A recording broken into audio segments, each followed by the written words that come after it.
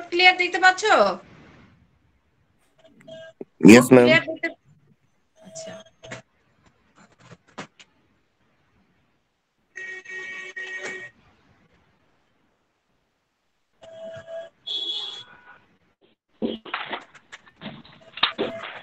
Ma'am ক্যামেরাটা একটু নিচে করতে হবে, বোর্ড পুরো দেখা যায়। হ্যাঁ হ্যাঁ, বোর্ড ম্যাম পুরো দেখা যায়। বুঝি না, ঘোলা দেখা যাচ্ছে? না না ম্যাম, এই, মানে বোর্ড পুরোটুকু আসতেছে না। ও আচ্ছা, পুরোটা তো দেই নাই, অর্ধেক বোর্ড দিয়েছি। ওটা পুরোটা যখন ক্লাস স্টার্ট করবো তখন। আচ্ছা, আমরা গত ক্লাসে আমরা কিন্তু এর আগে অধ্যায় 10 শুরু করেছি এবং অধ্যায় 10-এর যে আমাদের প্রথম স্তর, দ্বিতীয় স্তর এবং তৃতীয় স্তর যে ছিল, আমরা মোটামুটি সেগুলো কিছুটা পড়েছি। আজকে আমরা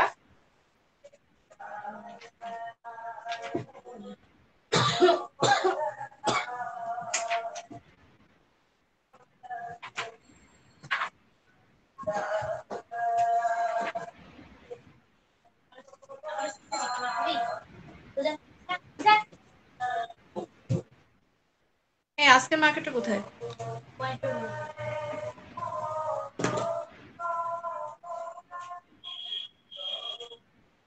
আজকে আমরা যে আমাদের যে প্রথম স্তরে আছে, আমরা প্রথম স্তরের আমরা যে আমাদের প্রথম স্তরে যে খাদ্যদ্রব্যের ব্যাকটেরিয়া ধ্বংস, পরিপাক নালীর অ্যাসিড এবং এনজাইমের যে ভূমিকা, আমরা কিন্তু মোটামুটি এই পর্যন্ত পড়েছিলাম।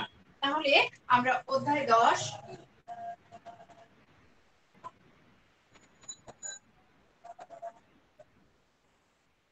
10 এর আমরা কোনটা পড়বো?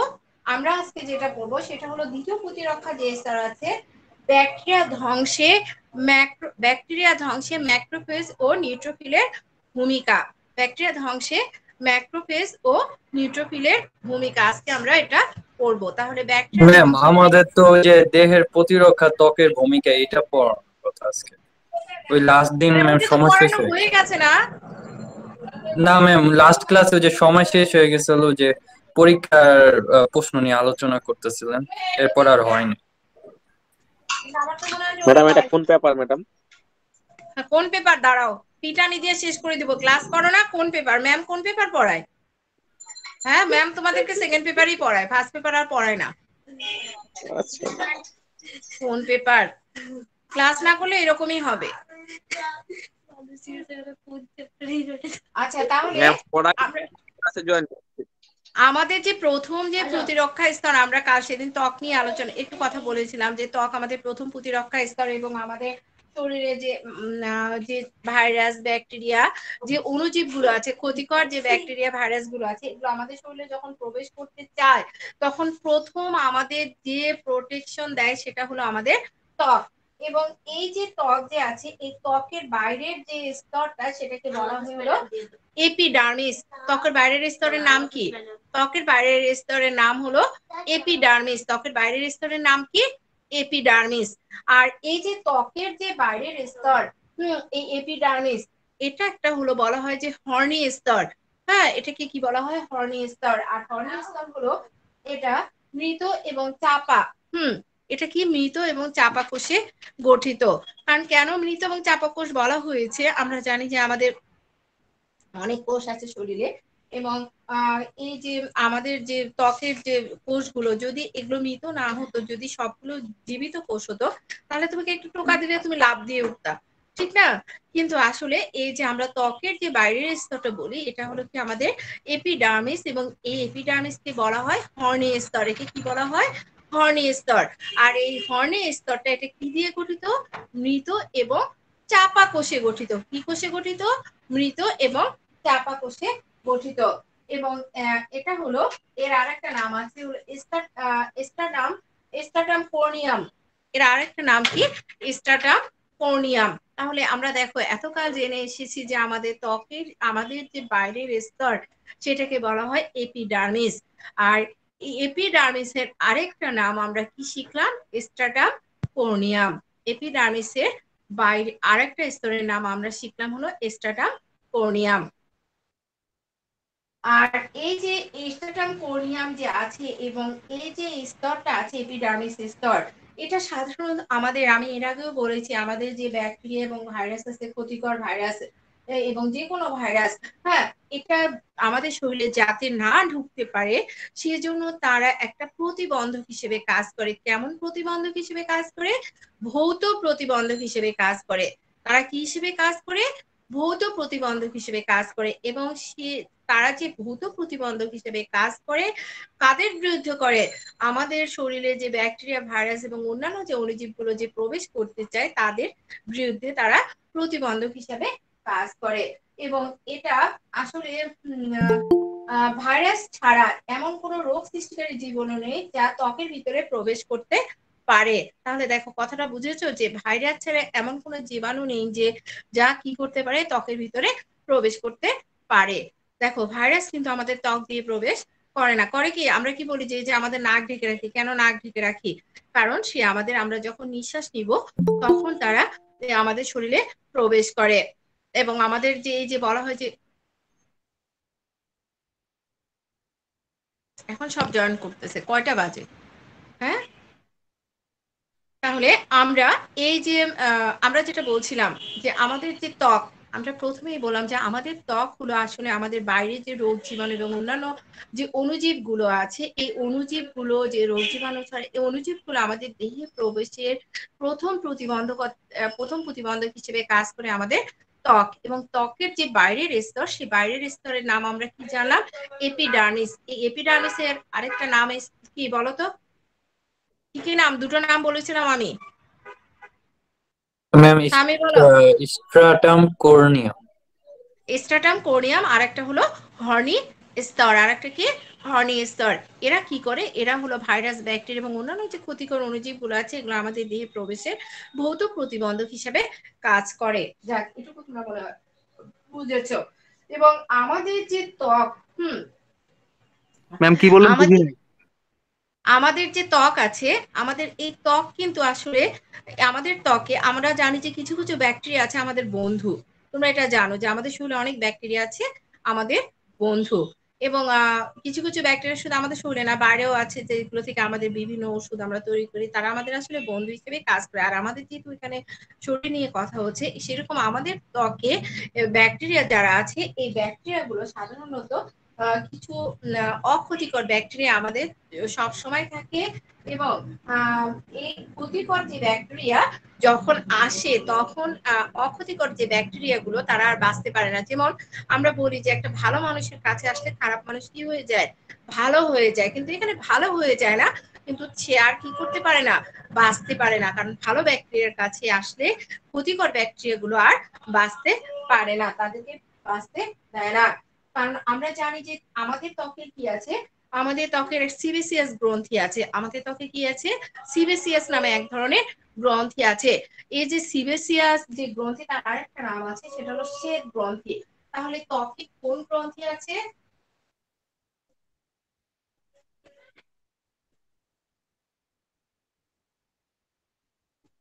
ত্বকে সিবেসিয়াস গ্রন্থি, সিবেসিয়াস নামক নামক কি আছে? আমাদের গ্রন্থি আছে, গ্রন্থি আছে। এবং এই যে সিবেসিয়াস যে গ্রন্থি বললাম, এই সিবেসিয়াস গ্রন্থির আরেকটা নাম আছে, সেটা হলো শ্বেত গ্রন্থি। হ্যাঁ, তাকে বলা হয় শ্বেত গ্রন্থি। এবং আমাদের আরেকটা গ্রন্থি আছে, আমাদের ত্বকে সিবেসিয়াস নামক যে গ্রন্থি আছে, এর সঙ্গে আমাদের আরেকটা গ্রন্থি আছে, সেটা হলো আমাদের ত্বকে সিবেসিয়াস, দুটো একসঙ্গে লিখতে হতো ভালো, ও ঘাম গ্রন্থি আছে।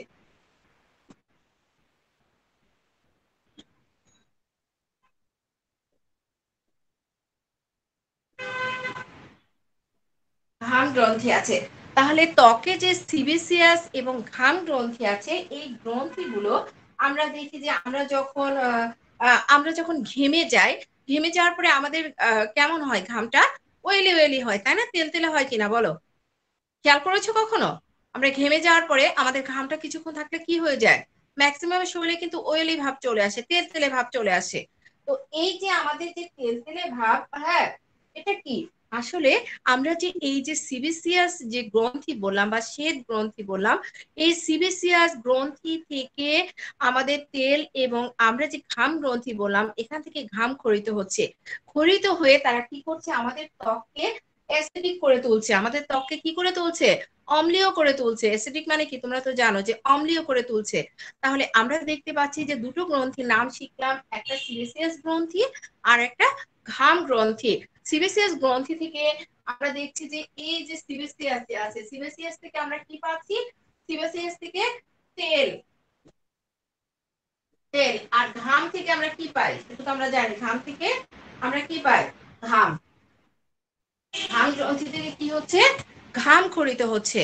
তাহলে আমরা পাচ্ছি যে সিবেসিয়াস গ্রন্থি থেকে আমাদের কি খরিত হচ্ছে, তেল, এবং ঘাম গ্রন্থি থেকে ঘাম খরিত হচ্ছে। আর এই তেল এবং ঘাম যে আছে এরা দুজনে মিলে আমাদের ত্বককে কি করছে, অম্লীয় করছে। আমাদের ত্বককে কি করছে, অম্লীয় করছে, অম্লীয়। এই ত্বককে কি করছে, অম্লীয় করে তুলছে। এবং এটা করার কারণে আমাদের পরিবেশে যে জীবাণুগুলো আছে, যখন আমাদের শরীরে আসে জীবাণুগুলো, আসার পরে তখন যদি তারা আমাদের শরীরে প্রবেশ করতে চায়, এখানে আসার সঙ্গে সঙ্গে তারা আর বাঁচতে পারে না, তারা কি হয়ে যায়, মরে যায়, এবং বংশবৃদ্ধিও করতে পারে না যদি থাকে। এবং ত্বকে যেসব ক্ষতিকর বা উপকারী ব্যাকটেরিয়া থাকে সেগুলো এসিড এবং বিপাকীয় যে আছে আমাদের বিপাকীয় বর্জ্য ত্যাগ করে তারা কি করে, এই ব্যাকটেরিয়া গুলো তাদের বিপাকীয় বর্জ্য ত্যাগ করে আমাদের আমাদের যে ব্যাকটেরিয়া আমরা যে একটু আগে বললাম, আমরা বললাম যে আমাদের উপকারী ব্যাকটেরিয়া গুলো আমাদের শরীরে যদি ক্ষতিকর ব্যাকটেরিয়া আসে তাদেরকে বাঁচতে দেয় না। তাহলে কিভাবে দেয় না, এই যে উপকারী যে ব্যাকটেরিয়া গুলো আছে তাদের শরীর থেকে বিপাকীয় যে বর্জ্য পদার্থ গুলো বের হয়, এটা দিয়ে তারা কি করে, ক্ষতিকর ব্যাকটেরিয়া গুলোকে মেরে ফেলে। হ্যাঁ, মেরে ফেলে। এবং এরপর আমরা দেখলাম যে শ্বেত এবং ঘাম গ্রন্থির যে জীবাণুনাশক যে পদার্থ থাকে, এই জীবাণুনাশক পদার্থ এটাকে বলা হয় হলো ডার্মিসাইডিন পেপটাইড। হ্যাঁ, ডার্মিসাইডিন পেপটাইড। এই পদার্থ থাকার কারণে মানুষের ত্বক কি হয়, আত্মরোগ জীবাণু নাশক অঙ্গ হিসেবে কাজ করে। অনেক সময় এমসিকিউ প্রশ্ন আসে যে কোন পদার্থ থাকার কারণে মানুষের ত্বক, কোন পদার্থ থাকার কারণে মানুষের ত্বক আত্মজীবাণু নাশক হিসেবে কাজ করে। তখন আমরা অ্যান্সারে কি বলবো, তখন আমরা বলবো যে হলো ডার্মিসাইডিন নামে peptide, dermcidin peptide. Dermcidin peptide থাকার কারণে মানুষের ত্বক কি করে, আত্মজীবাণু নাশক হিসেবে কাজ করে। মনে থাকবে? হ্যাঁ? পদার্থটার নাম কি এখনই বললাম, পদার্থটার নাম কি যেটা আত্মজীবাণুনাশক হিসেবে কাজ করে আমাদের ত্বকে, ডার্মি সামি dermcidin. Dermcidin peptide, dermcidin peptide. এরপর আমরা মানুষের দেহগাত্রে যে স্বাভাবিকভাবে বসবাসরত যে ব্যাকটেরিয়া এবং অন্যান্য অণুজীবের আশঙ্কা থাকে দেহকে রক্ষা করে, যেমন যোনিতে যে ব্যাকটেরিয়া বাস করে তার ল্যাকটিক অ্যাসিড ক্ষরণ করে পিএইচ মাত্রা কি করে, কমিয়ে দেয়। অ্যান্টিবায়োটিক গ্রহণ করলে এদের ব্যাকটেরিয়া মারা যেতে পারে, ফলে কি হয়, তাদের যোনিতে পিএইচটা বেড়ে যায়। এটা সাধারণত দেখা যায় যে ক্যান্ডিডিডা বা অন্যান্য যে অণুজীব আছে তাদের বংশবৃদ্ধির ক্ষেত্রে ক্ষতরোগের সৃষ্টি করে। আচ্ছা, এরপরে আছে আমাদের ত্বক অনেক সময় কেটে যায়, অনেক সময় আগুনে পুড়ে যায়। আমরা অসতর্কতার কারণে আমাদের এই জিনিসগুলো হয়। তো আমাদের ত্বক যখন কেটে যায় বা পুড়ে যায়, পুড়ে যাওয়ার ফলে আমাদের যে ব্যাকটেরিয়ার প্রবেশ এবং অভ্যন্তরীণ টিস্যুতে, তখন কি করে আমরা বলি যে তোমার কেটে গেছে তাড়াতাড়ি অ্যান্টিসেপটিক দাও, তাড়াতাড়ি না দিলে কি হবে, তোমার এখানে ইনফেকশন হয়ে যাবে। তাহলে ইনফেকশন কে তৈরি করবে, কারা এসে এখানে করবে, এই যে ব্যাকটেরিয়া যে আছে এই ব্যাকটেরিয়া প্রবেশ করবে এবং টিস্যুতে, তখন কি হবে, আমাদের সংক্রমণের আশঙ্কা বেড়ে যাবে। এবং কাটা স্থান দিয়ে যদি আমাদের দেখা যায় যে রক্ত ঝরতেই আছে, রক্ত জমাট বাঁধছে না, রক্ত যদি জমাট না বাঁধে, তখন কি হয়, আমরা রক্ত জমাট বেঁধে শুধু যে আমরা তখন কি করি, আমরা তখন চিপে ধরি বা কোনো মেডিসিন দেই যাতে রক্তটা জমাট বেঁধে যায়। আমরা কিন্তু চ্যাপ্টার 4-এ করেছিলাম যে কিভাবে রক্ত জমাট বাঁধে বা রক্ত তঞ্চন হয়। হ্যাঁ, আমরা দেখেছিলাম। আর এখানে অনেকগুলো ফ্যাক্টর, আমরা জানি যে আমাদের রক্ত জমাট বাঁধতে 13টা ফ্যাক্টর কাজ করে, তার মধ্যে 4টা ফ্যাক্টর প্রধান। এই ফ্যাক্টর গুলো এসে আমাদের রক্ত জমাট বেঁধে দেয়, এই কারণে আমাদের রক্তক্ষরণ কি হয়ে যায়, বন্ধ হয়ে যায়। তো আমি আর এত দূর গেলাম না। এবং তখন কি করে, যখন আমাদের রক্তক্ষরণ বন্ধ করে তখন আমাদের কি হয়, রক্তক্ষরণ বন্ধ হওয়ার সাথে সাথে যখন অণুজীবগুলো এসে আমাদের শরীরে প্রবেশ করতে চায় বা সেখানে তারা বংশবৃদ্ধি তারা বসবাস করতে চায়, তখন তাদেরকে কি করে বাধা প্রদান করে, হ্যাঁ, বাধা দেয়। এবং আমাদের যে দ্রুত এবং আপৎকালীন যে ব্যবস্থা হিসেবে এখানে আমরা এখানে বলছি যে প্রাথমিক চিকিৎসা, প্রাকৃতিক যে চিকিৎসা, মানে আমরা নিজেরা যে চিকিৎসা জানি সেই চিকিৎসাটাই আসলে এখানে আমরা করি। এই যে আমি কি বললাম যে আমরা চিপে ধরি বা আমরা কি করি, হলো সঙ্গে সঙ্গে হেক্সাসল নিয়ে আসি, ডেটল নিয়ে আসি, নিয়ে এসে এখানে দেই, দিয়ে আমরা কি করি, কিছুক্ষণ ওয়েট করি, তারপরে দেখি যে আমরা রক্ত জমাট বেঁধে গেছে। কিন্তু আসলে তো রক্ত এমনিতে জমাট বাঁধলো না, কারণ এখানে অনেকগুলো ফ্যাক্টর কাজ করলো, 13টা ফ্যাক্টর কাজ করলো। হ্যাঁ, 4টা ফ্যাক্টর প্রধান আমাদের, সেই 4টা ফ্যাক্টর কি কি মনে আছে, পড়েছিলাম মনে আছে? ফাইব্রিনোজেন, থ্রোম্বিন, প্রথমবিন, ক্যালসিয়াম আয়ন, মনে আছে আমাদের? হ্যাঁ, সব ভুলে গেছি আমরা, ঠিক না? সব কি জি কোভিড ম্যাডাম। 19 খেয়ে হ্যাঁ, সব কোভিড 19 খেয়ে নিয়েছে আমাদের।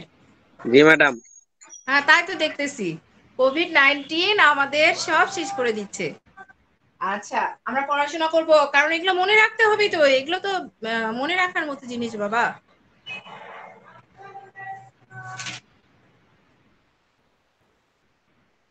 আচ্ছা, আমাদের শরীরে কিছু কিছু অংশ আছে ম্যাক্সিমাম সময় ভেজা থাকে, সিক্ত অংশগুলো যেগুলো বলা হয়, যেমন আমাদের চোখ কিন্তু সবসময় সিক্ত থাকে, তোমরা এটা জানো।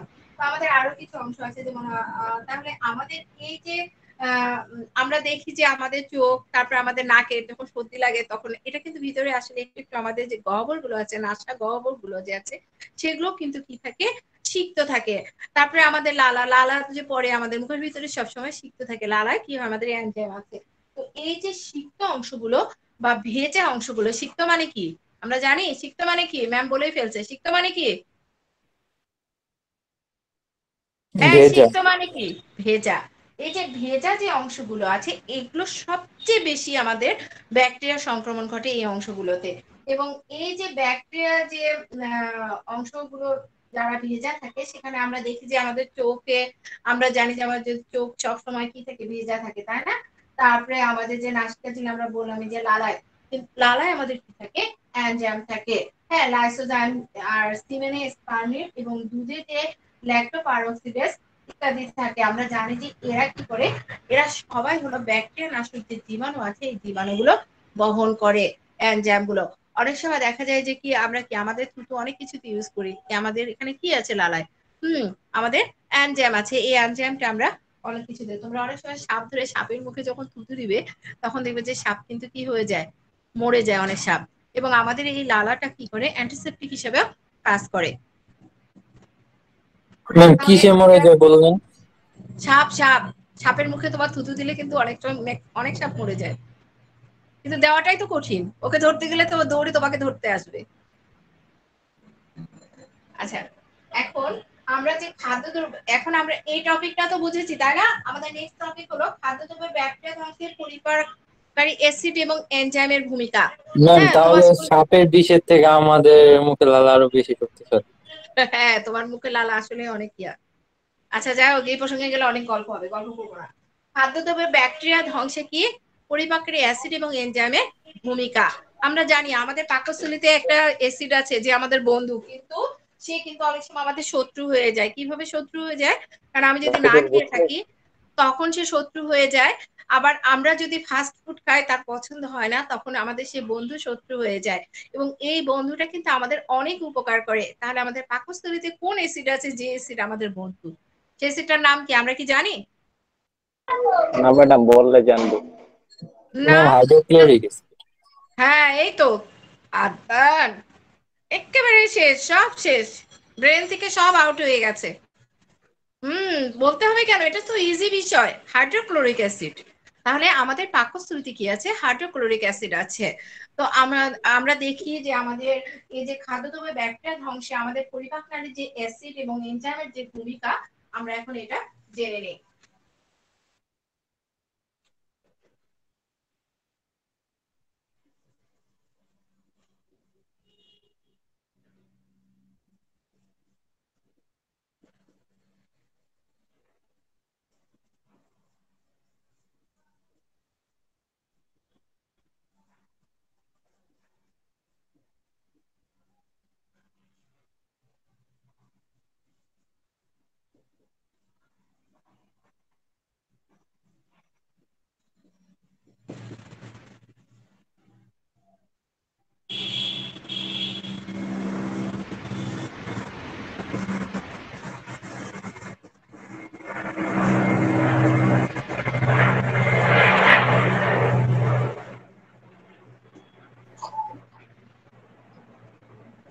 আমরা এতক্ষণ আমরা যে ত্বক নিয়ে কথা বললাম, ত্বকটা কিন্তু আমাদের কি ছিল, কোন স্তর ছিল, আমরা যে আমাদের যে ইমিউনিটি যে আছে এটার আমরা 3টা স্তর জেনেছিলাম। কি কি?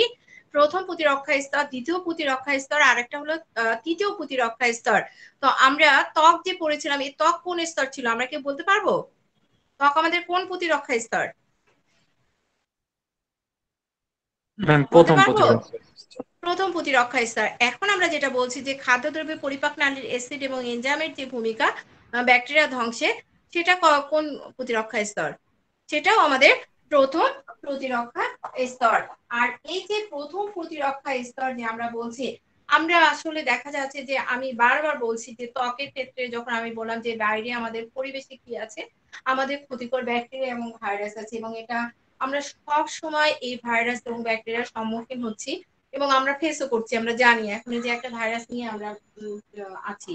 আসলে তো শুধু একটা না, আমাদের যে এই যে ডেঙ্গু, এটাও কিন্তু একটা কি ভাইরাস।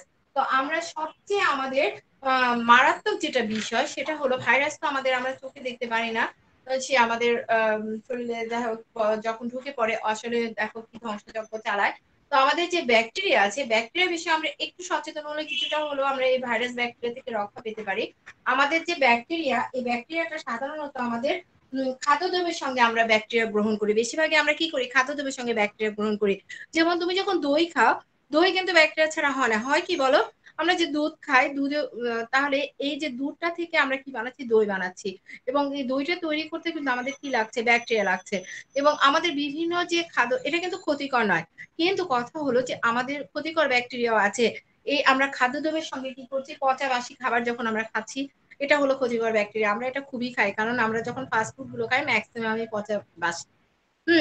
পচা এবং বাসি। অনেক সময় সহ্য হয়ে গেছে। অনেক সময় অনেক সময় দেখা যায় যে মৃত জিনিসও আমরা খেয়ে ফেলি। অনেক অসাধু ব্যবসায়ী কি করে, আমরা যে চিকেন ফ্রাই খাই, কাটলেট খাই, চিকেনের চাপ খাই, বিভিন্ন যে আমরা খাচ্ছি, হুম তো আমরা এই যে গ্রিল খাচ্ছি, এটা আসলে অনেক সময় দেখা যায় যে মৃত জিনিসগুলো দিয়ে দেয়, কিন্তু সে যখন মরে যাচ্ছে তখন কি হচ্ছে, তখন কিন্তু তাকে সেখানে ব্যাকটেরিয়া আসছে তাকে পচনের জন্য।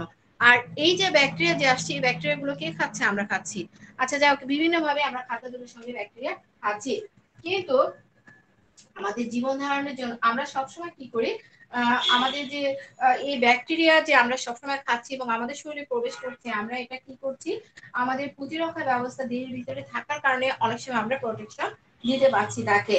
তো আমাদের যে নাসিকা গহ্বর, মানে আমাদের যে নাক আছে এবং গলবিল এবং ট্রাকিয়ার, আমাদের যে শ্বাসনালী, যে মিউকাস ঝিল্লি আছে, সেই ঝিল্লিতে আমরা জানি যে মিউকাস ঝিল্লি থেকে কি হয়, মিউকাস ক্ষরণ করে, এবং তাতে কি থাকে, আমরা জানি যে সেখানে লাইসোজোম নামক কি থাকে, এনজাইম আছে, এবং এই লাইসোজোম নামক যে প্রোটিন থাকে, সরি এনজাইম লাইসোজোম নামক যে প্রোটিন থাকে, এই প্রোটিনটা কি করে আমাদের ব্যাকটেরিয়া নাশক হিসেবে কাজ করে।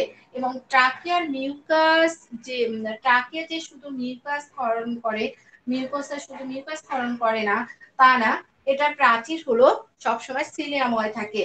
এবং এই যে সিলিয়া থাকার কারণে এখানে কি হয়, আমরা দেখেছি, আমরা যখন পড়েছিলাম প্রথম দিকে, তখন আমরা সিলিয়ার কাজে দেখেছিলাম যে সিলিয়া কি করে, সে হলো বাইরের বিভিন্ন যে ধুলা বালি এবং বিভিন্ন যে অণুজীব গুলো বললাম, এগুলো কিন্তু প্রবেশে কি করে বাধা দেয়। কিভাবে? কারণ সিলিয়াতে সেখানে আটকা পড়ে, এবং এখানে সিলিয়া গুলো যখন আন্দোলিত হয়, আন্দোলিত হওয়ার পরে ব্যাকটেরিয়ার যে মিউকাস এখানে মিশ্রিত হয়ে গলবিলে কি করে এসে পড়ে, এবং গলবিলে যখন আসে, গলবিলে ব্যাকটেরিয়া পাকস্থলীতে যখন কিছু ব্যাকটেরিয়া চলে যাওয়ার ফলে কি হয়, সেখানে আমরা জানি যে আমাদের গ্যাস্ট্রিক জুসের, আমাদের যে এইচসিএল আছে, আমাদের বন্ধু, আমাদের যে এইচসিএল যে গ্যাস আছে, এইচসিএল যে হাইড্রোক্লোরিক যে অ্যাসিডটা আছে, এই অ্যাসিডটা তাকে কি করে, ধ্বংস করে ফেলে।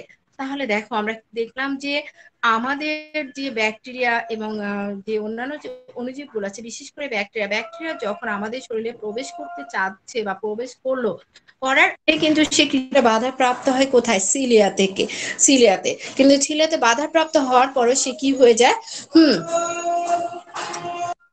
এই সময় মন দেয় কি বাবা, সিলিয়াতে বাধা প্রাপ্ত হওয়ার ফলেও সে কি হয়ে যায়, সেখানে আমরা দেখি যে সিরিয়া থেকে তারপরে কি করে সিরিয়ার সঙ্গে সে যুদ্ধ করে কিভাবে, হ্যাঁ তখন কি করে সিরিয়ার বহির্মুখে আন্দোলন হয়, আন্দোলনের হওয়ার ফলে ব্যাকটেরিয়া আমাদের কি হয়ে যায়, গলবিল থেকে আমাদের একদম পাকস্থলীতে আমাদের চলে যায়, এবং সেখানে আমরা দেখেছি যে আমাদের গ্যাস্ট্রিক জুসের সাথে এবং আমাদের যে হাইড্রোক্লোরিক যে অ্যাসিড আছে, এই অ্যাসিডের সাথে তারা কি হয়ে যায়, অ্যাসিডের সাথে আমরা দেখলাম যে ক্রিয়া ধ্বংস হয়ে যাচ্ছে। এটুকু কথা আমরা বুঝতে পেরেছি, এটুকু বুঝেছি। জি ম্যাডাম। ওকে, তাহলে আমরা দেখি যে এটা কিভাবে গুরুত্বপূর্ণ ভূমিকা পালন করছে। আমরা দেখলাম যে আমরা বারবার জানছি যে আমাদের লালা গ্রন্থিতে কি থাকছে, আমাদের লালা গ্রন্থিতে একটা এনজাইম থাকে, সেই এনজাইমটার নাম কি, লালা গ্রন্থিতে যে এনজাইম থাকে, লালা গ্রন্থির এনজাইম তার নাম কি, লালা গ্রন্থির এনজাইমের নাম কি, আমি অনেকবার বলেছি। লালা গ্রন্থিতে কোন এনজাইম থাকে আকাশ? স্পর্শ, হ্যাঁ এনজাইম। লালা গ্রন্থিতে কোন এনজাইম থাকে? অনেকবার বললাম, একটু আগে বললাম ম্যাম লাইসোজোম। লাইসোজোম। হ্যাঁ, লাইসোজোম। লালা গ্রন্থিতে থাকে আমাদের লাইসোজোম নামক এনজাইম, লাইসোজোম। এটা বারবার কতবার বললাম, এখনই মনে থাকার কথা। আর এই যে ম্যাম লাইসোজাইম হবে না? হ্যাঁ লাইসোজাইম, সরি লাইসোজোম লিখলেও সমস্যা নেই, জাইম লিখলেও হবে, সমস্যা নেই। তাহলে এই যে লাইসোজাইম যে আছে, এই লাইসোজাইম এনজাইমটা আমাদের কোথায় থাকছে, লালাতে থাকছে।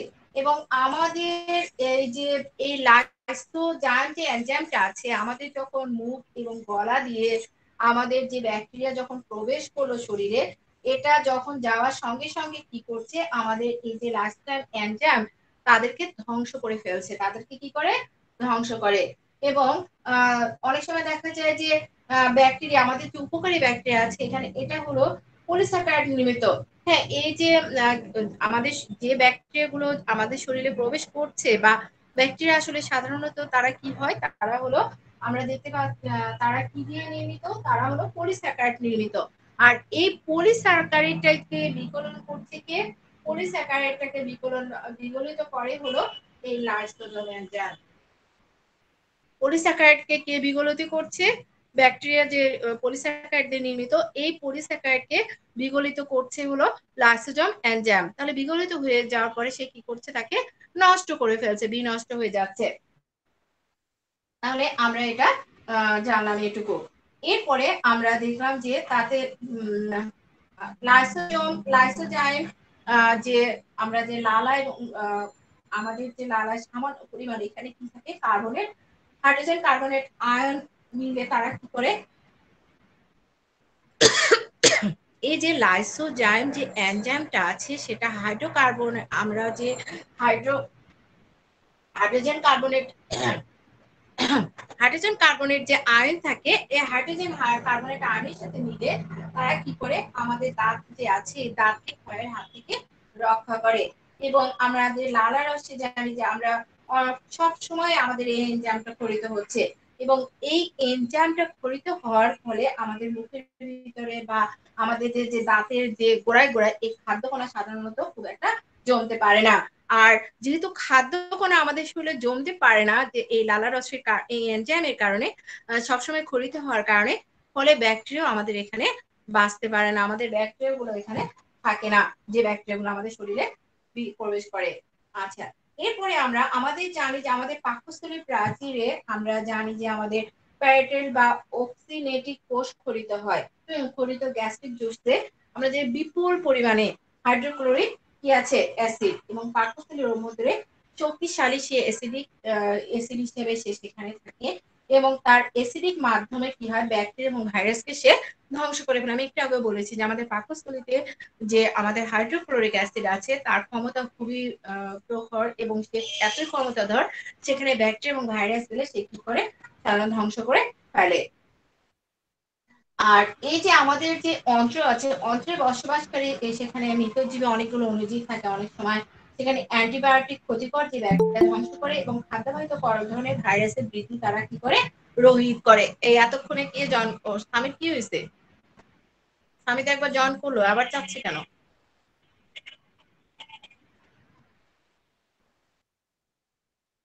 এবং আমরা জানি যে যকৃত থেকে আমরা জানি যে সবসময় আমাদের কি খরিতে হয়?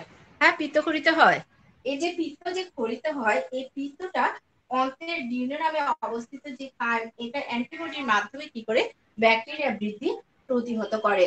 তাহলে আর আমরা দেখতে পারি আমাদের যে পৌষ্টিক নালীটা আছে, এই পৌষ্টিক নালীটা অন্তঃপ্রাচীর, আমাদের পৌষ্টিক নালীর যে অন্তঃপ্রাচীরটা আছে, এটা মিউকাস দিয়ে কি থাকে? আবৃত থাকে। এবং এই যে মিউকাস দিয়ে আবৃত থাকার কারণে এখানে কি করে এক ধরনের রাসায়নিক ব্যবস্থা আছে, এবং এই রাসায়নিক ব্যবস্থাটা কি করে জানো? এই রাসায়নিক ব্যবস্থা হলো ব্যাকটেরিয়াকে ঘিরে রাখে, এবং ব্যাকটেরিয়াকে ঘিরে তারা কি করে? তাদের গায়ে কখনো আটকাতে দেয় না। হ্যাঁ, তাদের গায়ে কি করে না? আটকাতে দেয় না। এবং আটকাতে দেয় না মানে কি? তাদেরকে কি করে?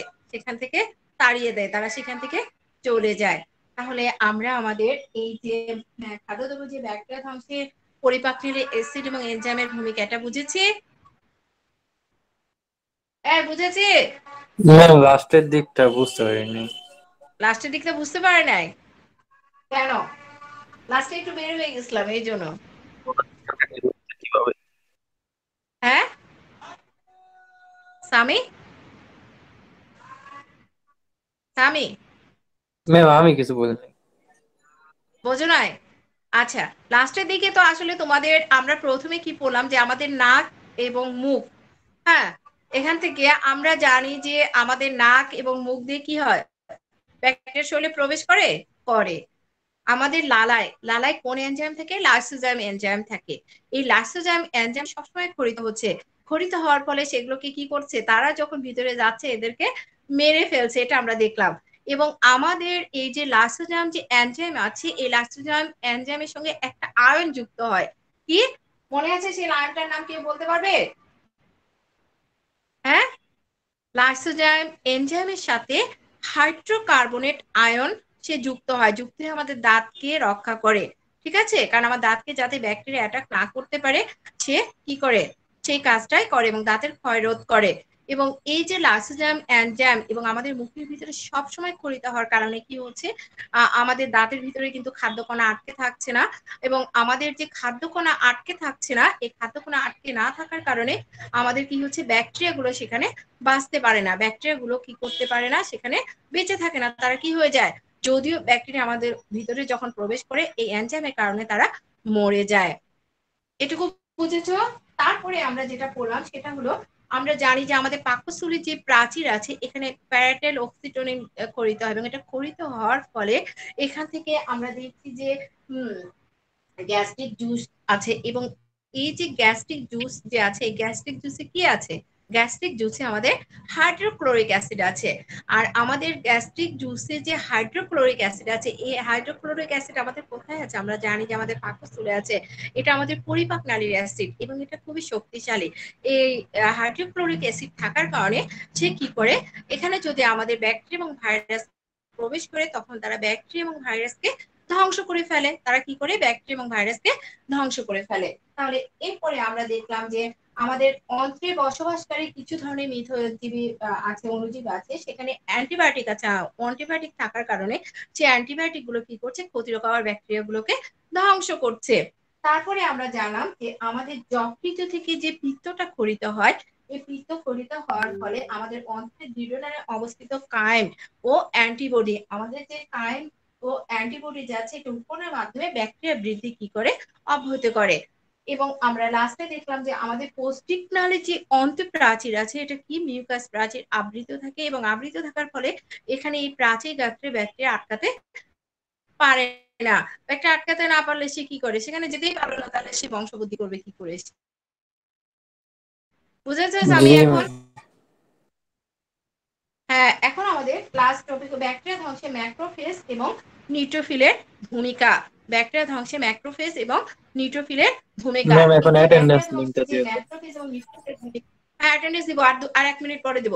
ব্যাকটেরিয়া ধ্বংসে যে আমাদের ম্যাক্রোফেজ এবং নিউট্রোফিলের ভূমিকা, এটা হলো আমাদের দ্বিতীয় প্রতিরক্ষা স্তর। এবং এই যে ব্যাকটেরিয়া ধ্বংসে ম্যাক্রোফেজ এবং নিউট্রোফিলের ভূমিকা, এটা দুটো ধরনের হয়। একটা হলো ম্যাক্রোফেজ আর একটা হলো নিউট্রোফিল। একটা ম্যাক্রোফেজ এবং নিউট্রোফিল। তাহলে আমরা এখন ম্যাক্রোফেজ সম্পর্কে জানবো। ম্যাক্রোফেজে আমরা জানি যে এখানে যে মনোসাইট আছে, এই মনোসাইটটা হবে বৃত্তাকার এবং কেমন বর্ণহীন, দানাহীন, হ্যাঁ, সাইটোপ্লাজম বিশিষ্ট শ্বেত রক্তকণিকা। দেহের মোট শ্বেত রক্তকণিকার প্রায় 4% হলো আমাদের কি মনোসাইট। প্রায় 4% কি আমাদের মনোসাইট। আচ্ছা, আমি অ্যাটেন্ডেন্স লিঙ্কটা এখন দিচ্ছি।